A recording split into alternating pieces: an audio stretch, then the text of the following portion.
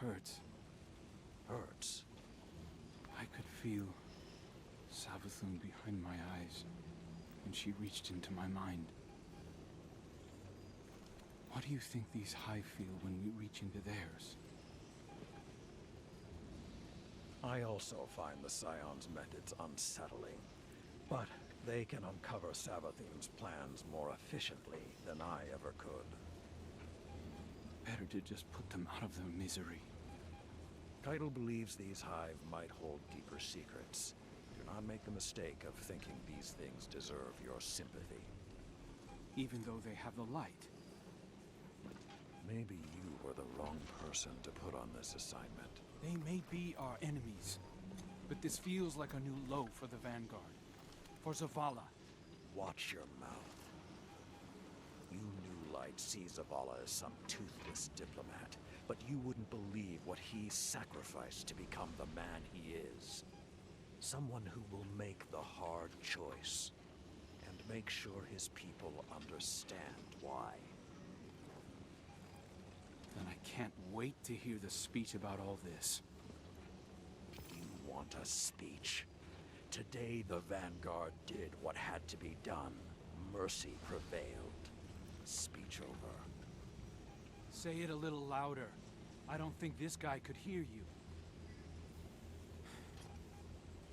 This doesn't look like mercy to me. Then you're not looking hard enough.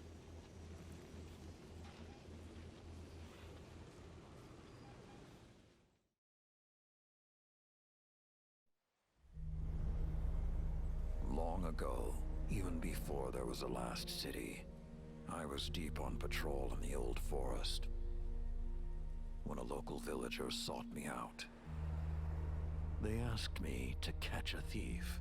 I told them the Iron Lords were no mercenaries, but I saw their pride as well as their poverty. When they offered me a loaf of black bread instead of coin, I agreed. Just before sunrise, I caught my thief. A young girl, stealing what she could carry. Food when she could find it, coin when she couldn't, weapons to protect what she had taken. There was no fear in her eyes. She said the bandits in the forest ordered her to steal in exchange for protection. The penalty for theft in those times was death. Instead, I pulled the crest from around my neck and pressed it into her hands. I told her the wolves would protect her. In a settlement rich with stolen supplies, I found the bandits and cut them down. 38 lives to spare one. And for a time, I believed that was mercy. Many winters passed before I found myself back in that part of the old forest. This time, no one sought me out. So I sought them instead. Wind blew through rotted wood and rusted metal where the village once stood. And behind it, graves. Then piled stones. Then bare mounds of earth. And then a pit. My blood was high. I tore through the forest, hunting for those responsible. Finally, in a settlement rich with stolen supplies, I found her. A lightless woman, with my crest around her neck. There was no fear in her eyes. She spoke plainly.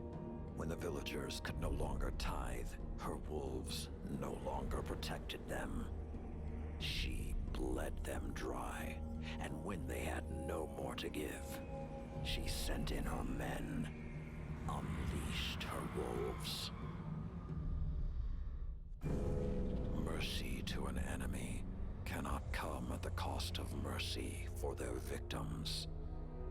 The right path isn't always easy to find. But once you do, the only question is whether you're strong enough to walk it.